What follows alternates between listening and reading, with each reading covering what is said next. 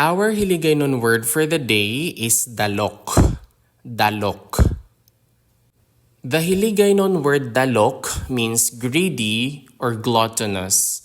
It also means a glutton or gourmand. It also means to be or become greedy, etc. Pag dinalok means to gorge, overeat oneself, gourmandize, or to stuff oneself with food, eat greedily, voraciously, or ravenously. Here are our example sentences for the Hiligaynon word dalók. Dalók nga bata, a greedy child. Dalók nga bata. Mahinay siya sa pagkaon sa duanay apang karon nagdalok. He or she used to eat slowly but now he or she has become greedy. Mahinay siya sa pagkaon sa duanay apang karon nagdalok.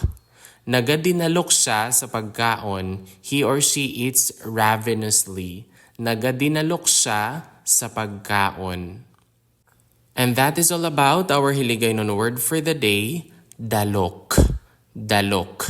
Madamo gid nga salamat. Thank you very much and see you in the next one. Bye!